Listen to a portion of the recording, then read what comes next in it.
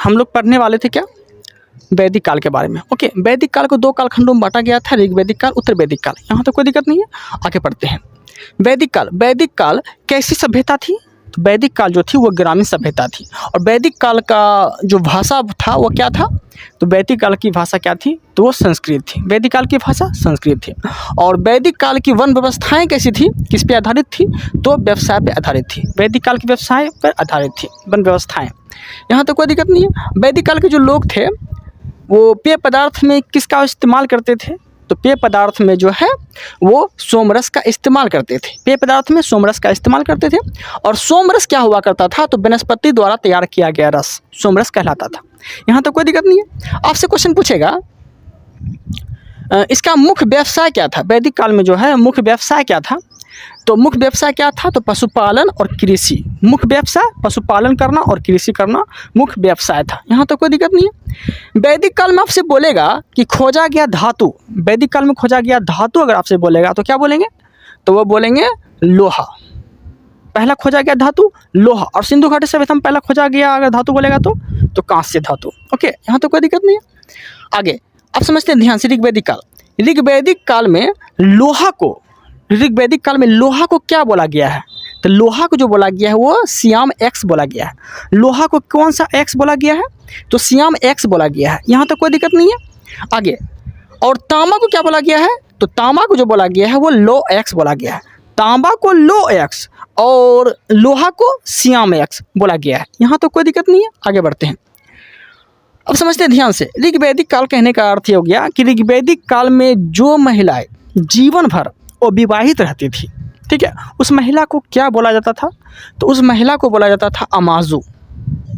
जो विवाह नहीं करती थी, जीवन भर विवाह नहीं करने वाली महिला को क्या बोला जाता था? तो वो अमाजू, ठीक है, अमाजू बोलते थे। यहाँ तो कोई दिक्कत नहीं है। अब समझते हैं ध्यान से। वहाँ के जो वस्त्र थे, ऋग्वैदिक काल के जो वस्त्र थे, वो वस्त्र का क्या नाम था?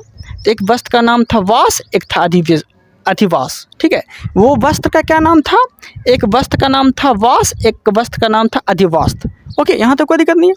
लेकिन इसी में आपसे क्वेश्चन पूछेगा कि नीबी जो इस्तेमाल किया गया है वर्ड, वो किसके लिए इस्तेमाल किया गया? नीबी क्या था? तो क्या बोलेंगे आप? तो नीबी जो था अंदर पहनने वाले वस्त्र को क्या कहते थे? नीबी। यहाँ तक कोई दिक्कत नहीं है।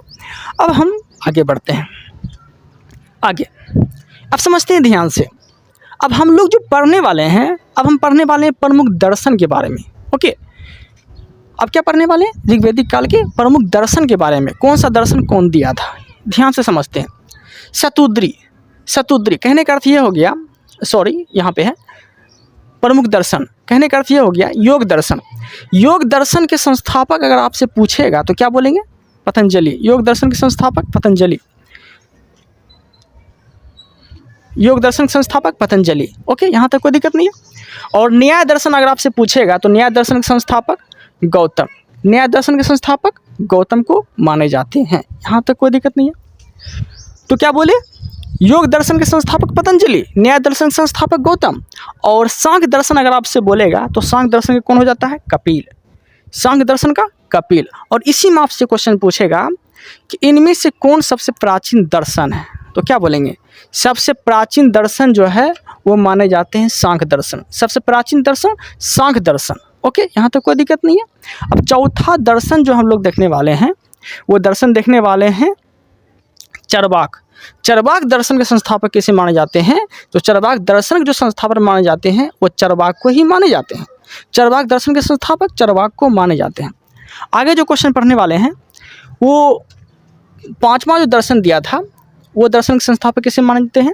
देखिए, पूर्व मीमांसा दर्शन के संस्थापक किसे मानते हैं? तो मानते हैं जैमिनी को।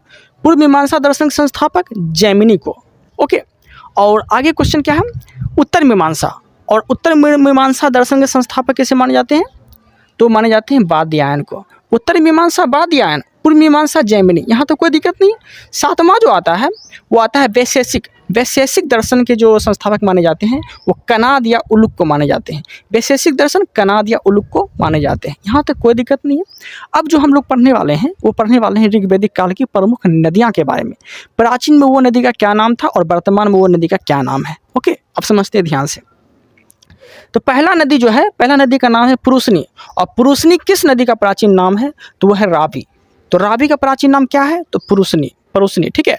रावी का प्राचीन नाम पुरुषनी और वर्तमान में पुरुषनी का क्या नाम है? रावी। यहाँ तक कोई दिक्कत नहीं है। और दूसरा जो क्वेश्चन है, दूसरा नदी वो है अस्कनी। अस्कनी किस नदी का प्राचीन नाम है? तो वह है चिनाव। अस्कनी किस नदी का प्राचीन नाम है? चिनाव।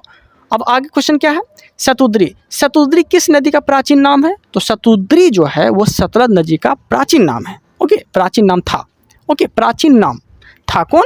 तो शतुद्री। विदास्ता। विदास्ता किस नदी का प्राचीन नाम था? तो वह था झेलम का। ओके, विदास्ता किस नदी का प्राचीन नाम था? तो वह था झेलम का। झेलम का प्राचीन नाम विदास्ता। यहाँ तो कोई दिक्कत नहीं है। सदानीरा, आगे जो क्वेश्चन है सदानीरा। सदानीरा किस नदी का प्राचीन नाम था?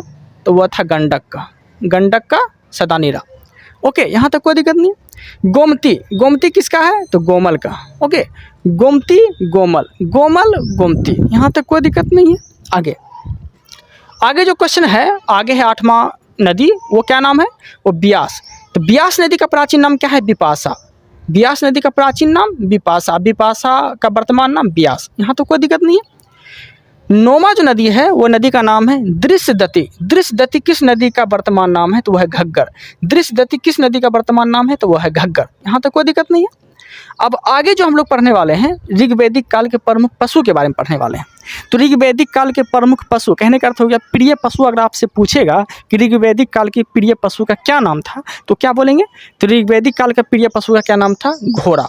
ऋग्वैदिक काल के प्रिय पशु का क्या नाम था? घोड़ा। यहाँ तक कोई दिक्कत नहीं है। और इसी में आपसे पूछेगा ऋग्वैदिक काल के प्रमुख देवता, कहने का अर्थ ये हो गया ऋग्वैदिक काल के प्रिय देवता अगर आपसे पूछ लिया तो क्या बोलेंगे? इंद्र। ऋग्वैदिक काल के प्रिय देवता का क्या नाम था? इंद्र। यहाँ तक कोई दिक्कत नहीं है। और एक वर्ड इस्तेमाल किया गया है अघन्न। एक वर्ड इस्तेमाल किया गया है अघन, और अघन शब्द जो इस्तेमाल किया गया है वो किसके लिए इस्तेमाल किया गया है? तो गाय के लिए। ठीक है, गाय के लिए अघन शब्द का इस्तेमाल किया गया। उस समय अगर ऋग्वैदिक काल में अगर गाय की अगर हत्या कोई कर देता था ना, तो घोर अपराध माना जाता था। इसलिए अघन शब्द का इस्तेमाल किया गया है गाय के लिए। यहाँ तक कोई दिक्कत नहीं है। अब हम लोग क्या पढ़ने वाले हैं? अब हम लोग पढ़ने वाले हैं उत्तर वैदिक काल। ओके, अब हम लोग पढ़ने वाले हैं उत्तर वैदिक काल के बारे में। ऋग्वैदिक काल कंप्लीट खत्म हो गया, ठीक है, और वैदिक काल को 2 कालखंडों में बांटा गया था, ऋग्वैदिक काल, उत्तर वैदिक काल। ऋग्वैदिक काल में कंप्लीट हम देख लिए, अब देखने वाले हैं उत्तर वैदिक काल। ठीक है, यहाँ तक कोई दिक्कत नहीं। अब यहाँ आ जाइए, देखिए, तो ऋग्वैदिक काल का आपसे पहले पूछेगा टाइम पीरियड क्या था। तो टाइम पीरियड जो था ऋग्वैदिक काल का, ऋग्वैदिक काल का टाइम पीरियड क्या था? तो 1000 BC से 600 BC, 1000 BC से 600 BC, 600 BC। और BC का अर्थ क्या हो गया? Before the Jesus Christ. मतलब कहने का अर्थ यह हो गया कि ईसा मसीह के जन्म के पहले का काल। और ईसा मसीह का जन्म हुआ क्या था? तो 0 ईस्वी में। यहाँ तक कोई दिक्कत नहीं, इसीलिए इसे BC मतलब ईसा पूर्व, ईसा मसीह के जन्म के पहले का काल। यहाँ तक कोई दिक्कत नहीं।